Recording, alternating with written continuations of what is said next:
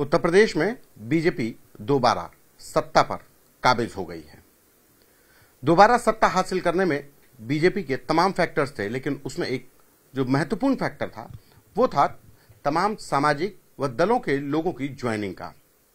BJP की joining committee के अध्यक्ष लक्ष्मीकांत वाजपेयी जी हमारे साथ हैं, उनसे भी जानेंगे। सर, कितना बड़ा फैक्टर मान रहे हैं ये ज्वाइनिंग जो हुई? आपने उत्तर प्रदेश में 403 विधानसभा में 437 लोगों को, महत्वपूर्ण लोगों को ज्वाइन करवाया, कितना बड़ा फैक्टर था?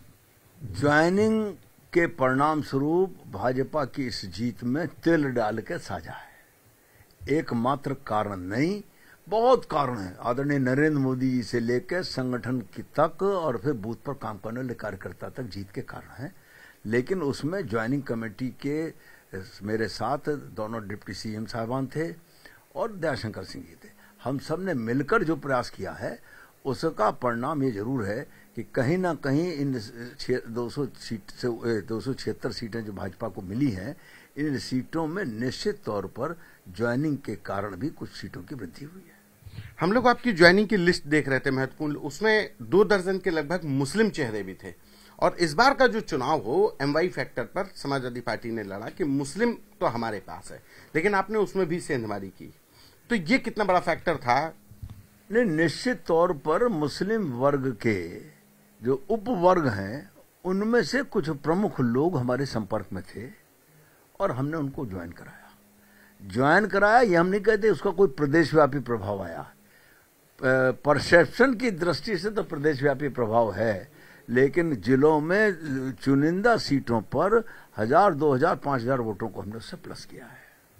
आप सर पश्चिमी उत्तर प्रदेश से आते हैं। पश्चिमी उत्तर प्रदेश में ये कहा जा रहा था कि जाट अब की बीजेपी से नाराज है और समाजवादी पार्टी ने इसी दम पर जाट वोट बैंक के साथ मुस्लिम गठजोड़ को करके उसने ताल ठोकना शुरू किया था जाट वोट बैंक को लेकर। आदरणीय अखिलेश यादव जी इस बात पर चूक गए और आदरणीय जयंत चौधरी जी भी गठबंधन करने में ये बात भूल गए कि आदरणीय अखिलेश जी ने आतंकवादियों के मुकदमे वापस लेने का काम किया था। और जाट बिरादरी मूलतः आर्य समाजी है। आर्य समाज का दूसरा नाम अगर मैं कहूं तो अतिशयोक्ति नहीं है, राष्ट्रवाद है। कभी भी आर्य समाज का व्यक्ति राष्ट्रीय नहीं हुआ, राष्ट्रवाद है। आर्य समाजों से स्वतंत्रता संग्राम के आंदोलन चले हैं, तब फिर ये मानना कि जाट समाज विभिन्न कतिपय राजनीतिक कारणों से या छोटे मोटे स्वार्थों के कारणों से आतंकवादियों को संरक्षण देने वाले के पक्ष में खड़ा हो जाएगा, कभी नहीं हो सकता। और जाट समाज ने वो दिखा दिया है। अच्छा, एक सबसे बड़ी बात कि आपके कभी सरकार बनाने में सहयोगी रही बीएसपी का तो बिल्कुल 1 नंबर पे आ गई है। मतलब एक विधायक जीत के आया, कहाँ का ये रणनीति आदरणीय बहन मायावती जी की क्या थी तो वो जाने। वो कह रही है कि मुस्लिम हमारा छिटक गया और जिसकी वजह से अगर मुस्लिम होता तो हम सत्ता में आते। ये तो पहले दिन से मालूम था कि मुस्लिम वोट नहीं कर रहा है उनको, मुस्लिम उधर जा रहा है। डायरेक्ट फाइट है सपा और भाजपा की। तब फिर काय को ताल ठोकती रही कि हम सरकार बना रहे हैं।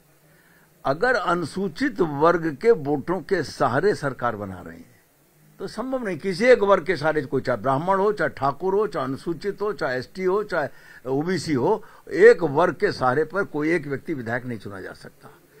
अच्छा होता कि फिर तो मायावती जी अपने एससी वोटों का जो उनके पास वो था ग्रुप था, बजाय उसको बिखरने देने के या अनाथ छोड़ देने के, उसको किसी न किसी एक राजनीतिक ग्रुप के साथ जोड़ देती और जोड़ के शासन बनाने में अपनी सहभागिता कर लेती, जो आज उनकी सहभागिता सत्ता बनाने में नहीं है।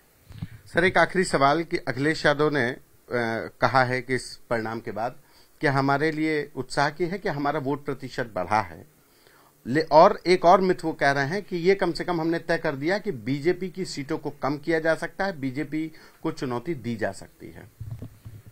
शायद ये उनको गलतफहमी है। चुनौती तो राजनीति के मैदान में और युद्ध के मैदान में हर एक को दे सकता है। अरे रूस के मुकाबले यूक्रेन चुनौती दे रहा है और यूक्रेन की चुनौती देने में सेना के साथ साथ वहां के नागरिक राइफल और बंदूकें लेकर सड़क पर खड़े हैं, महिलाएं खड़ी हैं, लड़कियां खड़ी हैं, लड़के खड़े हैं। तो चुनौती आत्मविश्वास से दी जाती है, चुनौती सड़क पर संघर्ष से दी जाती है। राजनीतिक क्षेत्र में ट्विटर से नहीं दी जा सकती चुनौती। और मैं फिर कह रहा हूं कि ट्विटर से काम करने वाले राजनेता चुनौती देने या सरकार बनाने का सपना भूल जाए और अपनी हार का एक कारण वो भी समझें कि उन्होंने आदरणीय मुलायम सिंह यादव जी के साथ के जो लोग थे उनका अपमान करने में कोई कसर नहीं छोड़ी और उन्होंने भी पार्टी छोड़ने में कोई कसर नहीं छोड़ी। एक सर बस आखिरी सवाल, क्या 2022 के नतीजे 2024 की स्थिति को परिलक्षित कर रहे हैं?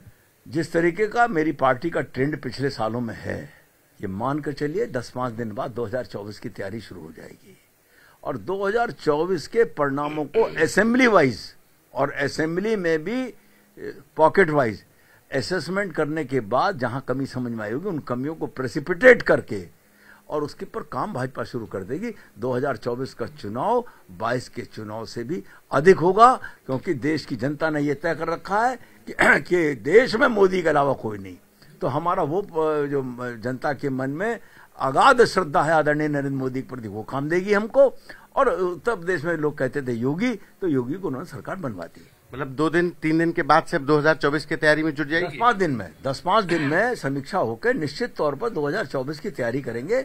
2024 हम निश्चित जीतेंगे, जीतना तो है ही है, ऐसे बहुमत जीतेंगे। मैंने उसको 14 के चुनाव में कहा था कि कांग्रेस पार्टी जाएगी मारुति 800 में और सपा जाएगी इनोवा में। तो 5 सपा के थे और 2 मारुति उसके थे। अब की बार एक जाएगा साइकिल पर और एक जाएगा 11 नंबर की बस से पैदल। ये लक्ष्मीकांत वाजपेयी हैं जिन्होंने 2024 के चुनावों को लेकर तैयारी को भी कह दिया है कि जब दूसरे दल अभी समीक्षा ही करेंगे कि कौन हारा कौन जीता, वहीं बीजेपी कुछ दिनों के बाद से 2024 की तैयारी में जुट जाएगी। शायद यही वजह है कि जो बीजेपी की जो विजय रथ यात्रा है वो लगातार जारी है। कैमरा पर्सन संजय के साथ संतोष कुमार, आज तक।